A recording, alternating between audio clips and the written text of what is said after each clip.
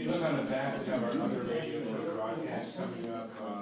The next one, another murder at Kemper. I gotta figure out, I gotta get myself what I was doing here. Mike is also the deputy clerk of the shows in Saint Rita. Just so he doesn't get all the accolades. I serve on the same school board. So we have some meetings coming up, obviously talking about what? We dropped the internet connection, this will just all. So a masker optional here, if you're wearing them, that's great. Or after I did bring the hotspot. Huh? If we're vaccinated, we can turn it down. Yes, of course. Well, it's whatever you're comfortable with. And that's what we tell our parents in our school that if they're comfortable having their children wear a mask, fine, but we have some issues with some students. And we have a big parent meeting on Thursday, but I don't want to talk about that because that's going to be about a 4-hour meeting. The parents will just be expressing their opinions, and that's important. Figure out what people have to say. Anyway, Headphones and glasses. also, Cartoons Are we going in early? Radio Show, which is one of our annual features. What time are we going in? Shows for this calendar year will be at Lakeland Resort out in Delaware. And then we're starting our 2022 season. Our 2022 season at the end of January. And we're hoping to be back at the Southwest Library here in Kenosha. So what that ends up being, Anyone have any questions about it? 5 minutes and 20 seconds from now. Hey there, how are you? Okay. So anyway, enjoy the program. Now, 5 minutes and 20 seconds from now. And we go on the air in 5 minutes and 20 seconds.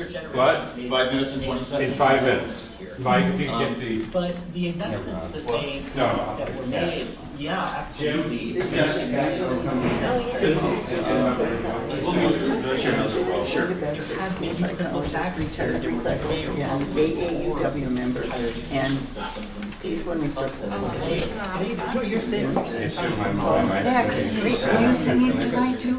Yes. Are you playing your part of the German choir? This is my grandson Max. We recorded Barb stuff.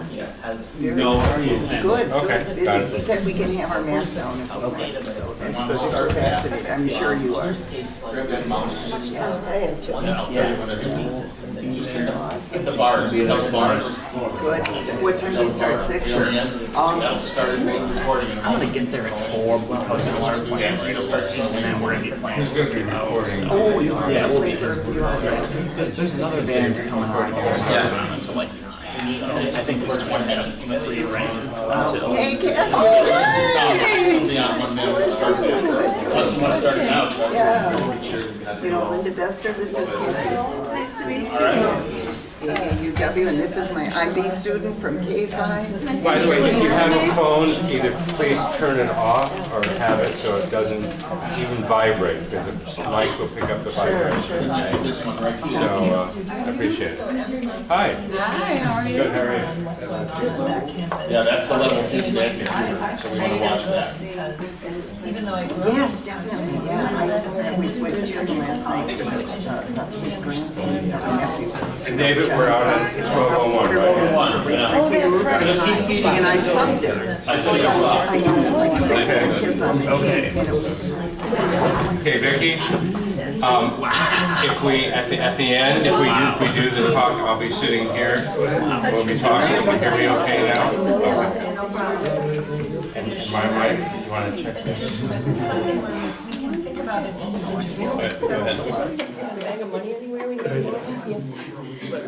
Is there a reason why this is? Mike. Oh. Well, I didn't know how you were gonna sit. I'm going to sit right here. And keep your eyes on me when you're talking and whatever, and if I need to have you speed up or whatever, we'll be fine, so.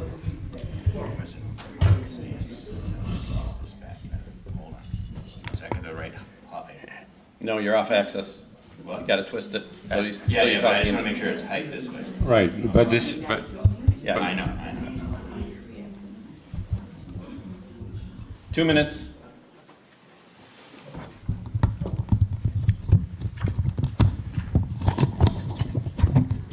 okay. Okay. And raise it up. Going about Yep. 2 minutes. Okay. Okay, stand by, everyone. We will be going live, starting with the recording of the announcement after the bomb. It's moving. It's moving. It's moving. After the bombing of Pearl Harbor, and then we go into the lead-in with Lester Pearson. And you know that's a lot shorter, Viki, so I'll cue you. Thank you.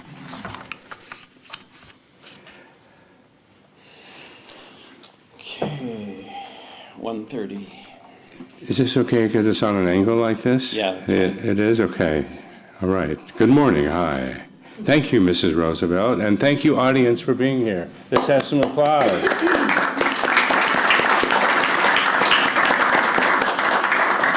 Our wonderful cast members, Larry Rowe, and we have Jill Jensen, and we have Siegfried Christoph, and we have Robert DuMez, and as Mrs. Roosevelt, we have Viki DuMez over here.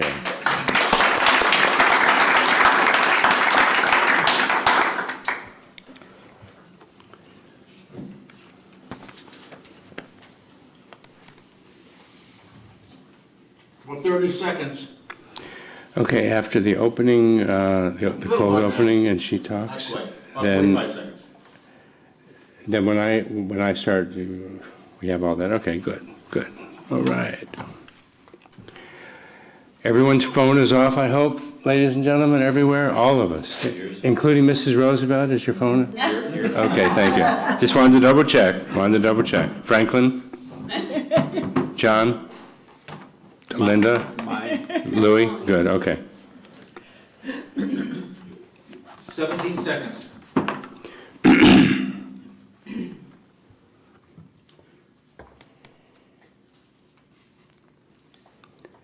It's going to be a great show, ladies and gentlemen. Thank you. Thank you. You're on.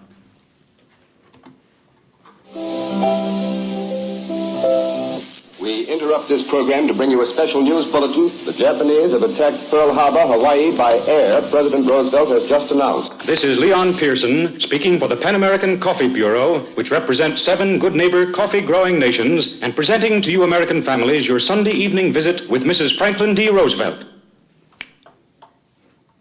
Good evening, ladies and gentlemen.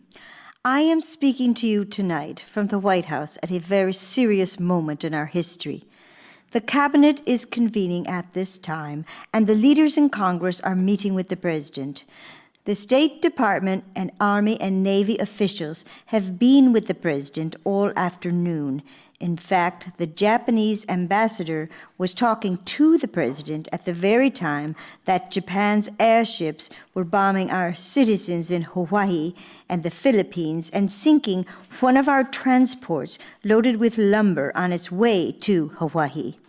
By tomorrow morning, the members of Congress will have a full report and be ready for action. In the meantime, we, the people, are already prepared for action. Whatever is asked of us, I am sure we can accomplish it.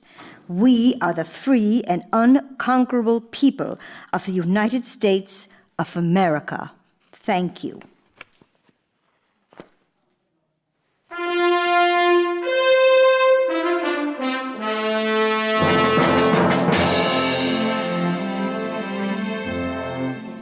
Thank you, Mrs. Roosevelt. Good morning, I'm Steve Brown, co-executive producer and writer of the WGTD Radio Theater, welcoming you to this live broadcast from Saint Rita's Catholic Church in Racine, Wisconsin. This is show number 125 in this, our 17th season of the 26-time award-winning WGTD Radio Theater.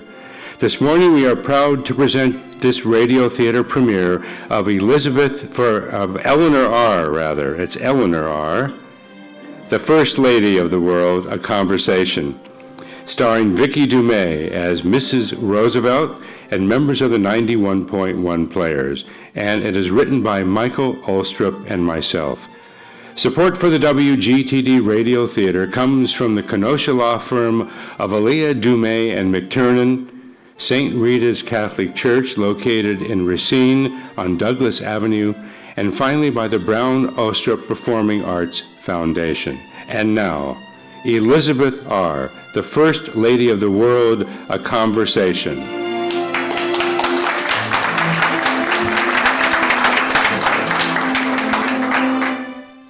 Good morning. I am so pleased to be with you today. During this time we shall spend together, I am hopeful that you will get to know me much better. And now to begin. You know, there used to be a time in my life that I was shy. In fact, very shy. I could never have believed, so many years ago when I was just a young girl, that I'd be sitting here chatting with all of you. And doing it on the radio for everyone to hear me. There are so many stories I wish to share with you today, but I know I can't talk about all of them. You know, sometimes our saddest stories as children end up making us stronger, much stronger as adults. I was told by some family members when I was very young that when I came into this world in October of 1884, my father said that I was a miracle from heaven, even though from all accounts I was more wrinkled and less attractive than most babies. I presume that's how my mother gave me such a horrible nickname, which I will tell you more about in a few minutes. A bit more about my early life. My mother, Anna, died from diphtheria on December the 7th, 1892. I was almost 8 years old at the time. My mother tried hard to bring me up well so that my manner would compensate for my looks, but her efforts only made me more keenly conscious of my shortcomings. She even called me Granny, and when she would say that name, she would laugh. It was not funny. Not at all. My father, Elliot, whom I've loved dearly, was an alcoholic, confined to a sanitarium. He died in August of 1894. I was almost 10. My father's older brother was Theodore. I call him Uncle Teddy. And you know him, of course, as our 26th President of the United States. My father was charming and handsome and loved by all who came in contact with him. Oh, I loved my father dearly. With my father, I was perfectly happy. He was the center of my world. I adored him. After the deaths of my parents, I was raised by my maternal grandmother, Mary Livingston Ludlow, in Tivoli, New York. I will admit to you that as a child, I had many insecurities and was starved for affection, and even considered myself to be the ugly duckling of the family. And then add to that, being called Granny by my own mother. However, I do recall writing at the age of 14 in my diary that one's prospects in life were not totally dependent on physical beauty. I wrote this. No matter how plain a girl may be, if truth and loyalty are stamped upon her face, all will be attracted to her. Now, I don't want any of you to think, not even for a second, that I'm telling you these things about my family to elicit sorrow or pity. On the contrary, I mention all of these things to give you some insight into who I am and how all of these elements combine to make me the adult I became. Wow, 2021. Many things are going on today in our nation and in the world. This terrible pandemic, the wars, the terrorist attacks. Let me tell you something about myself. And this is something that I don't often talk about. But before I do that, I must have a little more hot tea. There we go. More and more, as I grow older, I use the quickness of my mind to actually pick the minds of other people, usually older than I was, and then using their knowledge as my own. It could have been someone I met at school, a dinner companion, a casual acquaintance, or someone who provided me with information I could use then or later in conversation. As most of you might remember, I used to grant a lot of interviews in the media. Newspaper, radio, and later television news, people love to interview me. Well, now here's a really good example of those interviews that I used to give. Good morning. This is John McDonald for NBC Radio News. I'm very pleased to have here in our studio this morning Mrs. Eleanor Roosevelt. Oh, Mr. McDonald, thank you so much. Well, Mrs. Roosevelt, we've heard a lot about criticism of American foreign policy and what we have done, or tried to. Is this something new, is this something new with administrations, Republicans or Democrats, or perhaps even your late husband's administration? I think it probably began when World War II was over and we began to have to help people to build up again. And we were the ones whose country had not been bombed and who had no homes destroyed. We had difficulty in getting new homes, but we didn't have to carry away acres of rubble of old homes that once existed. And we had our whole production unit intact, and practically no other nation in the world was in that fortunate position. In other words, this is history rather than politics. Yes, history rather than politics. And I think, of course, that there is some envy in it. You know, when people say, will they never be grateful for what we've done? I think there is gratitude. But, Mr. McDonald, as many people like to say, everything is politics. And I suppose if we do things as we are supposed to do, in enlightened self-interest, that we are not necessarily expected to anticipate gratitude. Well, of course, it is enlightened self-interest, because getting them back on their feet is necessary for us, because we need markets for trade all over the world. Mrs. Roosevelt, thank you so much for taking the time to have this conversation with you. Oh, you are most welcome, Mr. McDonald. I'm oftentimes asked, what is my first recollection of Franklin? Well, Franklin was 2 years older than I, but he always seemed not only much older than that, but wiser, at least when we first met. I was never a person who enjoyed life in high society. I actually struggled with that sort of life. You know, dinners, dances, things like that.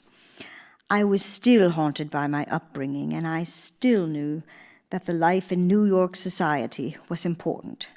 I was always uncertain on how to act or what to say at just the right time.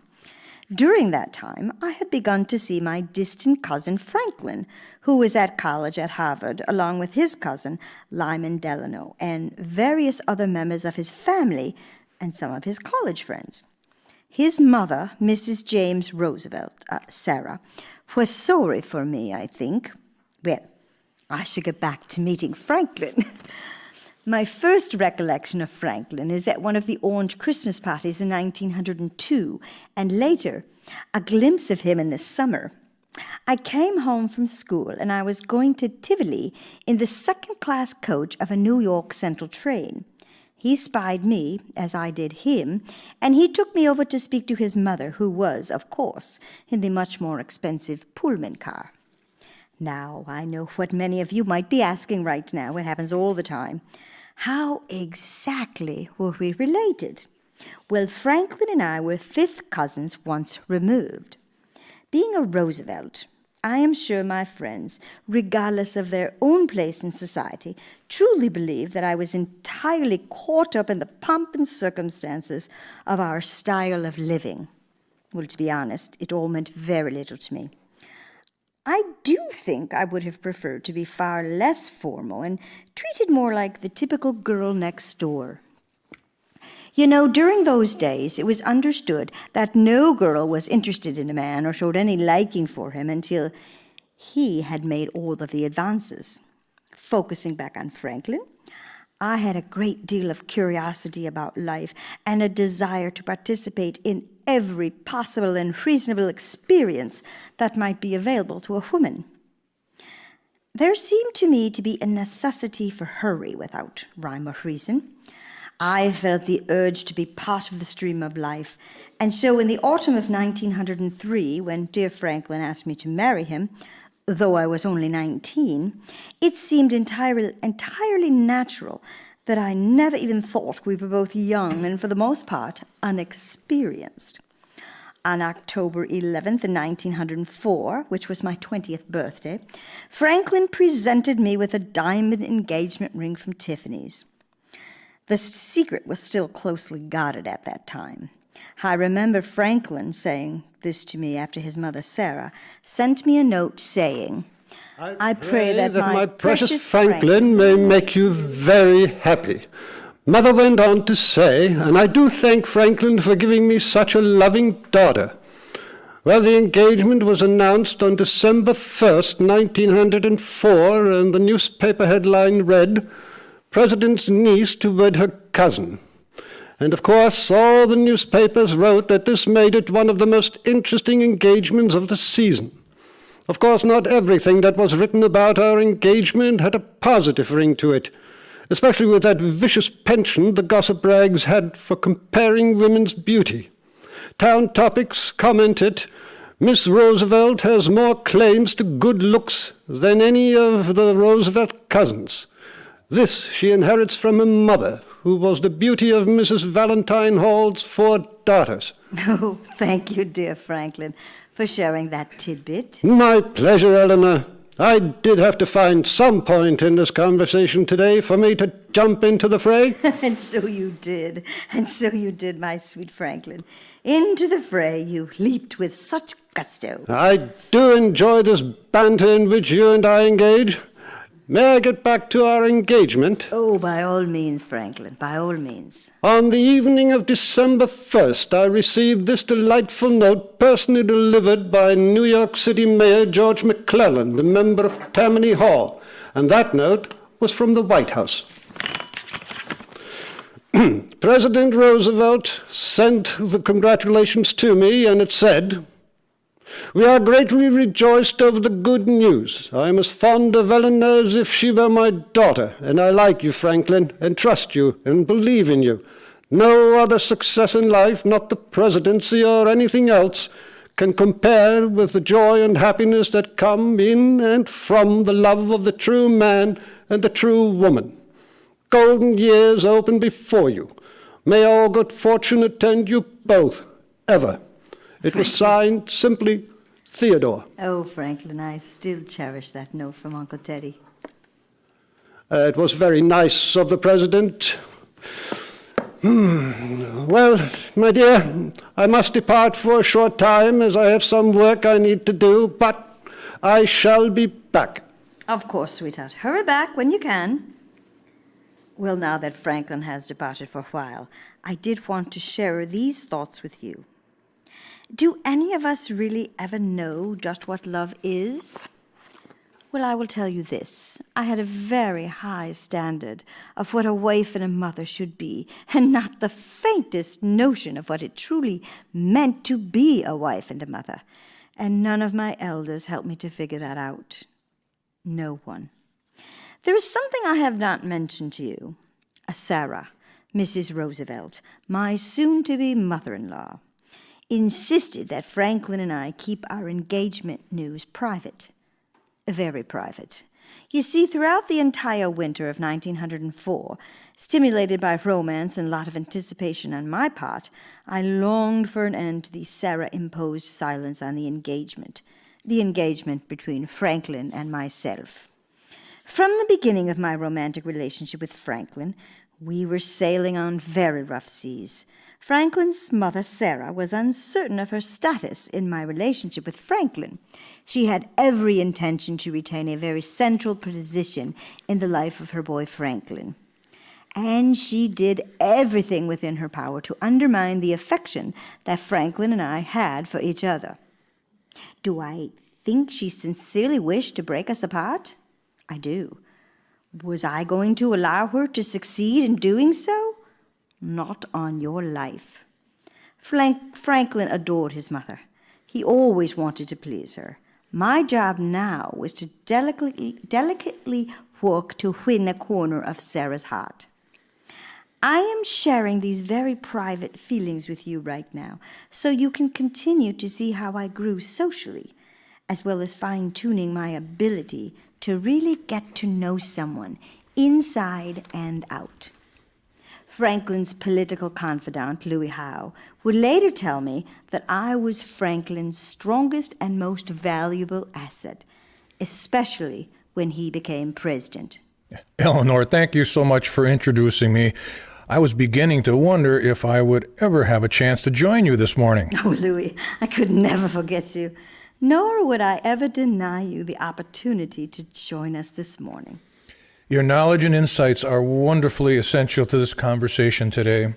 Louis, this conversation has been quite fascinating so far, but I have a very interesting question for you. Why, of course, Eleanor. What is your question? I am always having people ask me when they write into the Saturday Evening Post for my weekly column, what do you think freedom from want means? And I will tell you this, I know Franklin has talked about that. But what do you think it means, Louis? Here's what I think. Freedom from want means being sure that if you want to work, you can get a job, and that job will pay you sufficiently to give you and your family a decent standard of living. A decent standard of living means that your shelter shall be adequate for healthful living, that your food shall be adequate and of the kind which will keep you and your family and yourself in good physical condition. And finally, that you shall have medical care as needed by some method which your government may agree on, and that there shall be a margin of income to provide the necessary clothing and educational needs. Oh, Louis, that is so true. Even today, I still believe in the importance of all that. Especially education. Education, yes, absolutely. May I make a brief comment about that, Eleanor? Yes, Louis, of course. This question, what is the importance of education, always seems to agitate scholars, teachers, statesmen, every group, in fact, of thoughtful men and women. The conventional answer in this acquisition of knowledge, the reading of books, and the learning of facts, perhaps because there are so many books and the branches of knowledge in which we can learn facts are so abundant today, especially with the computer and then asking Google or whatever search engine for more and more information. Louis, please do tell me more. Eleanor, we begin to hear more frequently that the function of education is to give children a desire to learn and to teach them how to use their hands and where to go to acquire facts when their curiosity is aroused. Oh, that is so true, Louis. So very true. Eleanor, I need to excuse myself as I have a meeting with some government bureaucrats, and as you know, they do not like to be kept waiting. Oh, of course, Louis. Perhaps we can chat again a bit later. I do hope so, Madam First Lady. Of the world? Of course, Eleanor. Always.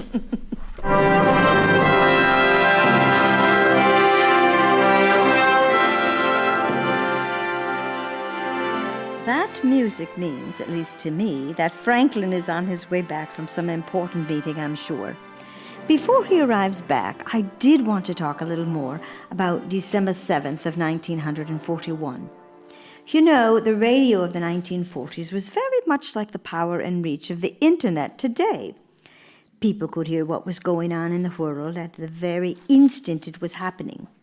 Whether it was the CBS war correspondents reporting live from London during World War II, or live reports from some natural catastrophe here in the United States, or from anywhere in the world.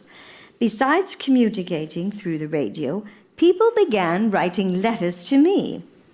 I received over 300,000 letters in 1933 alone, my first full year as the First Lady. Even though I had several secretaries who helped me in writing back to these wonderful women, men, and even children, I personally answered many of them myself. Eleanor, I'm back from my meetings. Oh, that's wonderful, Franklin. You know, I was just telling everyone about all the letters I used to receive.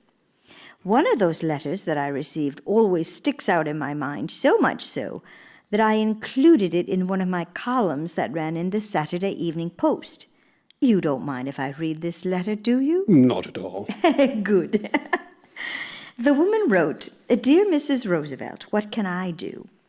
I feel that the women and girls of this country ought to be doing something just as well as the young men, but I don't know just what to do.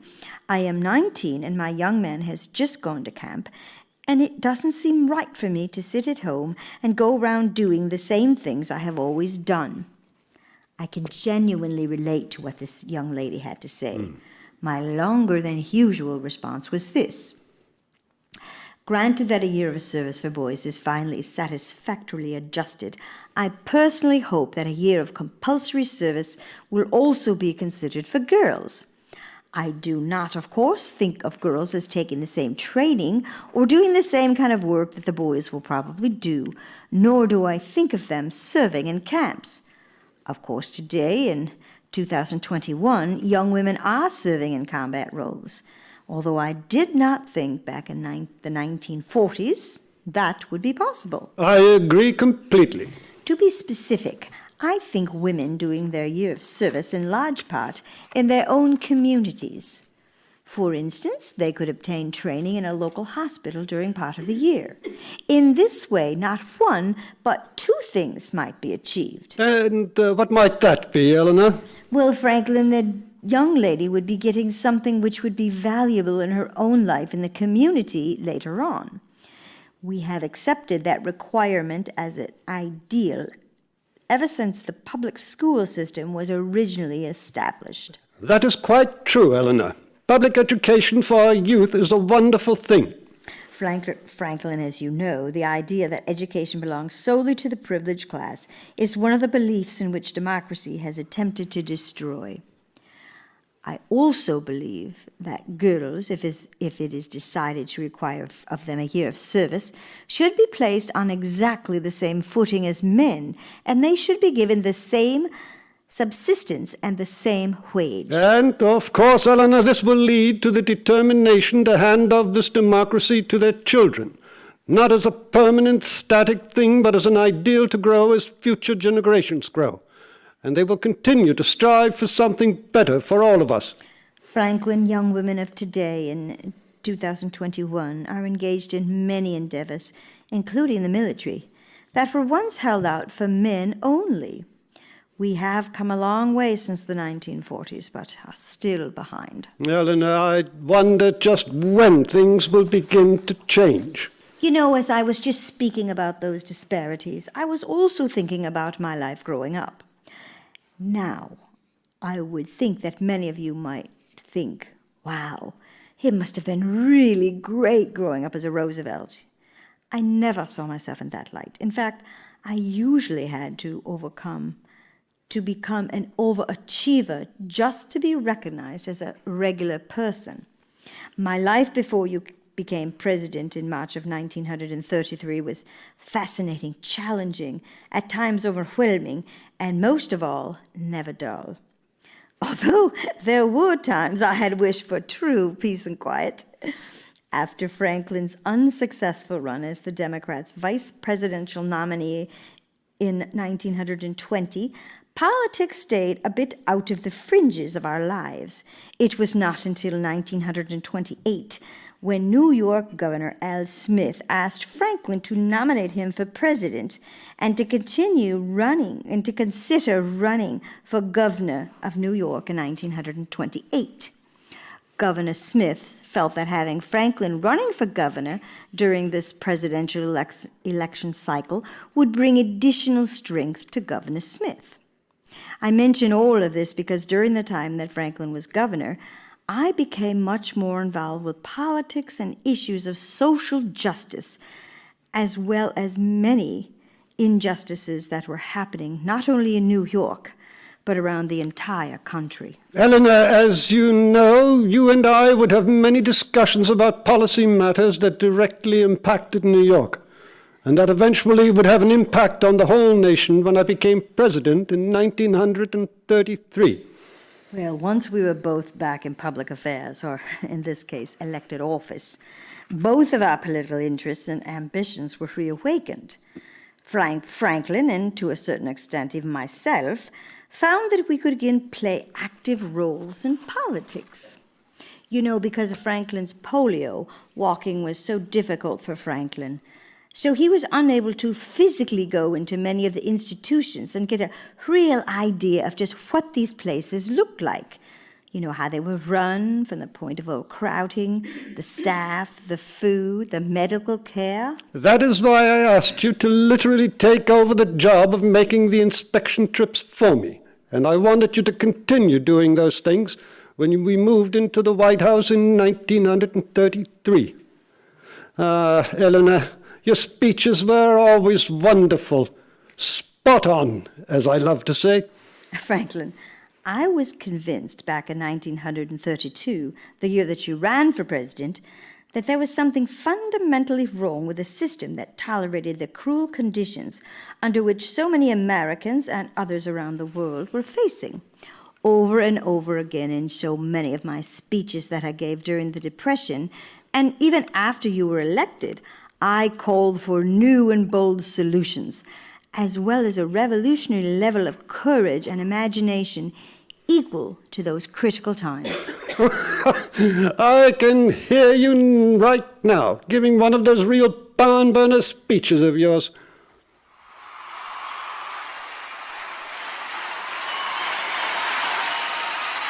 As I have stated many times in the past, we must all demonstrate a spirit which is not afraid of new difficulties and new solutions, nor should we ever be afraid to deal with whatever hardships we are facing. We are not only part of the government, but we are the government. And on each one of us devolves the responsibility of trying to help solve these grave economic problems. The women together can do a great deal. If we decide to do nothing, then who will? And if we decide that now is not the time, then I ask of you, when is that time? There you two are. Louis, where have you been? Mr. President, I've been working on one of your speeches, and as you know, it does take me a while to get it just right.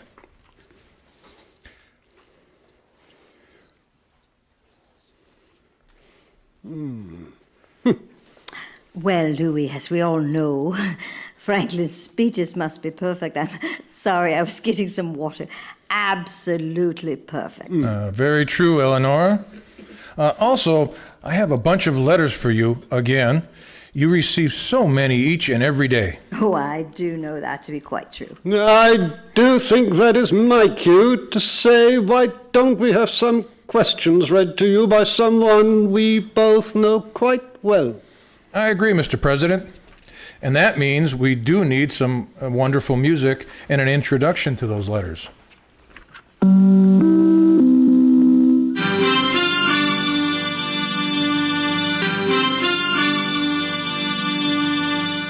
Good morning. This is Linda Ellerby from NBC Radio News. And as many of you know, in her newspaper column and on the radio, First Lady Eleanor Roosevelt invited the American people to write to her. In 1933, she received some 300,000 letters and cards. She often worked late into the night reading her correspondence. She had a variety of prepared replies she instructed her secretaries to send, but she also responded to many letters individually. Oh, Linda, it is so nice to hear your voice again. I always love how you end each of your broadcasts. You mean when I say... Yes, yes, when you would say, and so it goes. Yes, exactly. Now, Mrs. Roosevelt, let's have our very own and so it goes conversation. Oh, most excellent, Linda. Let's. Mrs. Roosevelt, before I read a few questions that have been sent in, let me say this. You are a most curious and thought-provoking person, which is something evident we have all seen and heard throughout your entire life. Partly because, in my humble opinion, that you have oftentimes felt that you have something more to prove to people. And that partly because you feel the only way that people can actively participate in society and that the only way peace can be achieved in the world is if people understand more and take the trouble to educate themselves. My goodness, that is quite prolific. And it certainly makes me think both deeply and with true focus. Of course. Anyway, in responding to your statement, living and learning. But they really are the same thing now, aren't they? There is no experience from which you can't learn something. When you stop learning, you stop living in any vital and meaningful sense. And the purpose of life, after all, is to live it, to taste experience to the utmost, to reach out eagerly and without fear for newer and richer experience. And now, on to a few of these extremely interesting questions that were sent to me. Well, after I announced to my audience here on NBC Radio News that you and I were going to have this conversation this morning. Okay, let's hear them. Yes. Let's begin with this quite unusual question. Do you think that 16-year-old boys should be allowed to drive cars? Oh, my goodness. That is an unusual one. Well, anyway, it depends on the 16-year-old's sense of responsibility. They should certainly be allowed to drive cars with older people accompanying them, because that is the way to learn how to drive. Whether they should be allowed to go into crowded thoroughfares alone is a question of the ability and sense of responsibility of the individual 16-year-old boy. I agree. This person from Antioch, Illinois writes, I'm as tall as you, and I'd like to know what you do when you meet short people. Another unusual question. Yes. Well, you know, I never really think about what I do when I meet someone who is not as tall as I am. I stand as straight as I can most of the time, because I think otherwise all tall people are apt to grow round shoulders. But I never notice whether people I am talking to are short or tall. I think probably to be unconscious of one's height is the best way to make other people unconscious of it too.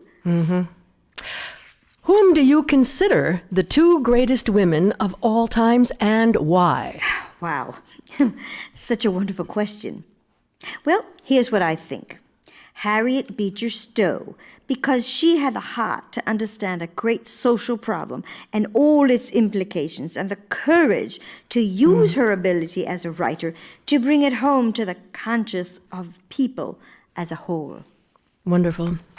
And the other woman? Well, Madame Curie, of course, because she demonstrated that a woman's brain has as much ability, if not more, for scientific research as a man's, and that a woman can be steadfast in purpose and as self-denying in her work. She will always be considered great. Yes. Any other thoughts about this question? Well, thank you so much, Linda.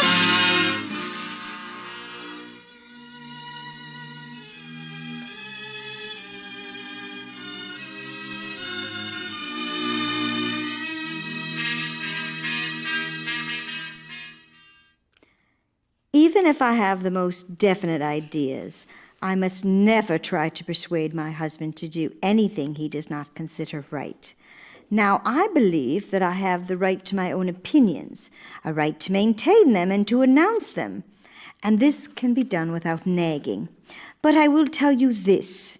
I will not sit on the platform where the subject of the speeches is one upon which I differ with Franklin and his party. And I will not issue any statements in support of such policies. And you have a specific example of this? Oh, yes, absolutely.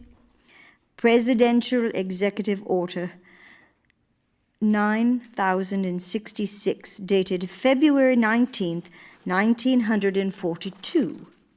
Yes, that was incredibly controversial and absolutely wrong. Oh, I agree 100%. Franklin, who was encouraged by officials at all levels of the federal government, authorized the internment of tens of thousands of American citizens of Japanese ancestry and resident aliens from Japan.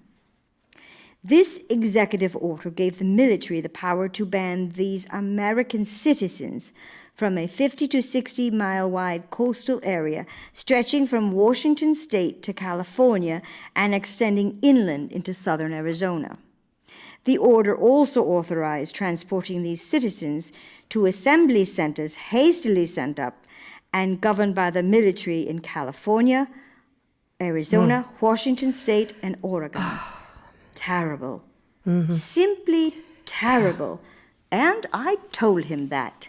Mrs. Roosevelt, no one can even imagine what more than 120,000 Japanese Americans went through during their almost 4 years of captivity in those camps. Yes, Linda, the emphasis is on the word Americans, and thank God that President Ronald Reagan in 1988 signed the Civil Liberties Act of 1988, which officially apologized to those interred in those horrible camps right here on the soil of the United States.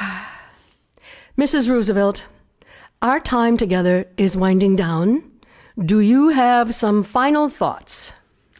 Well,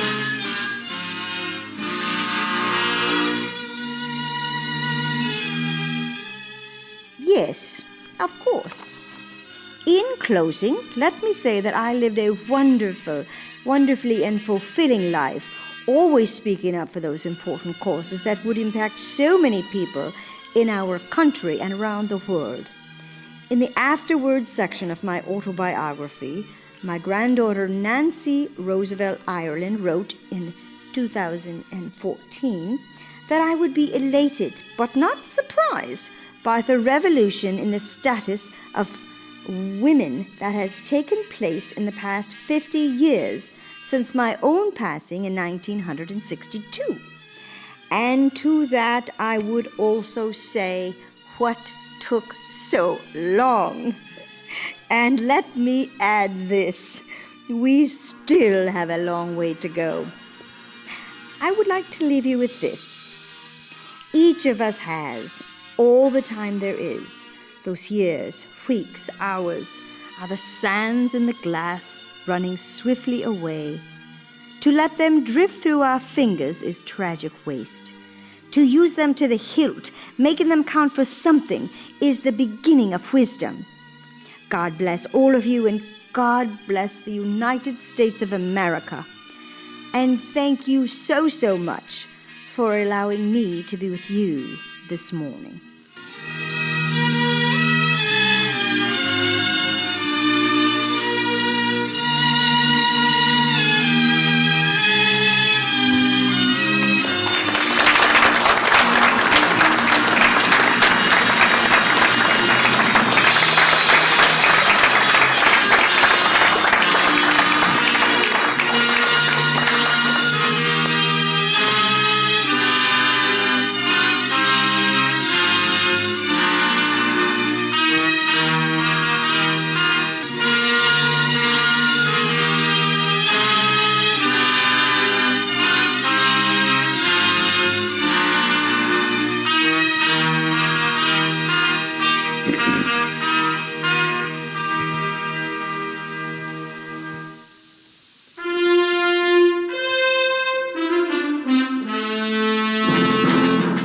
And this is Steve Brown once again. This morning, the WGTD Radio Theater has brought to you Eleanor R., the First Lady of the World, a conversation, written and produced by Mike Ullstrup and myself. Starring as Mrs. Eleanor Roosevelt was Viki DuMez.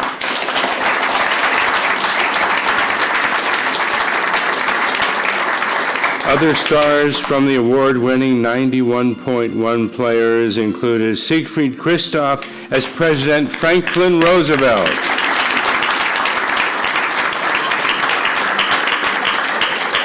Mr. Larry Rowe as Louis Howe,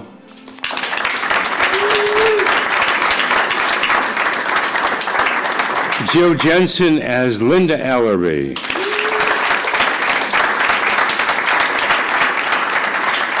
and Robert DuMez as John McDonald.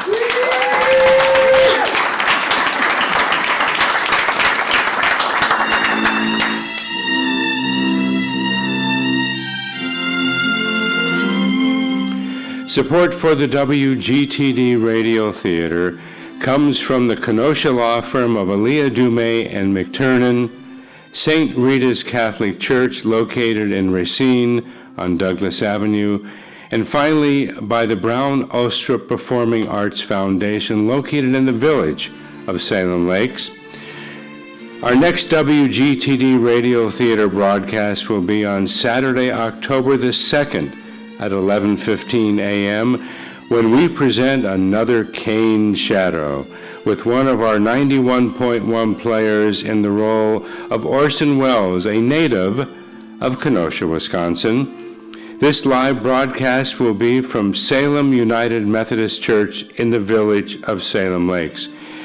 Before we do our official close for this show in the last couple minutes, I thought this would be a good opportunity for Viki, DuMez, and myself just to have a short conversation, because we still have another 2 minutes, and we want to make sure that we talk about the role of Eleanor Roosevelt.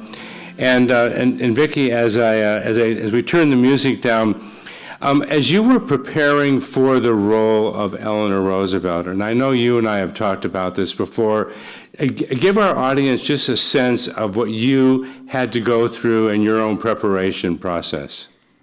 Well, Steve, as you know, because you wrote the script, several years ago, we had a longer script, and we were working on the possibility of putting on a play.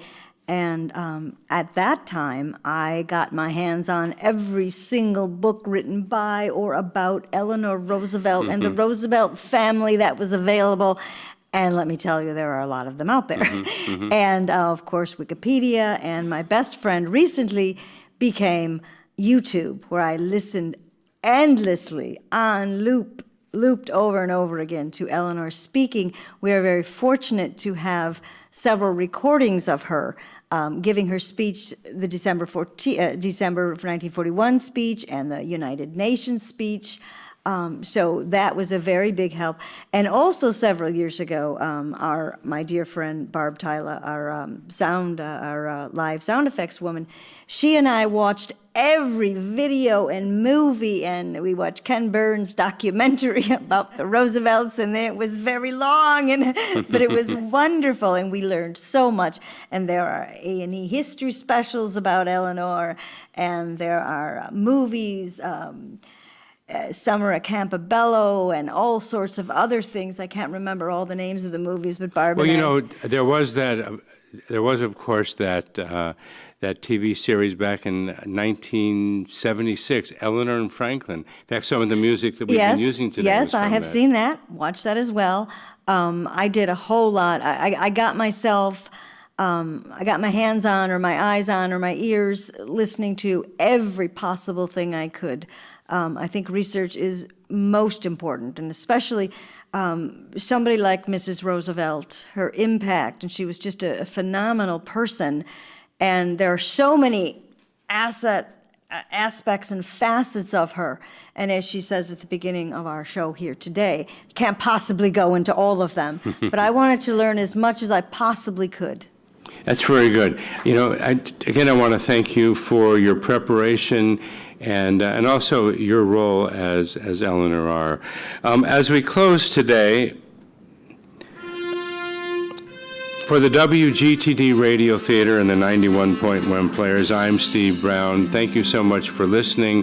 This is WGTD HD, serving Kenosha, Racine, Elkhorn, and Lake Geneva on your gateway to public radio.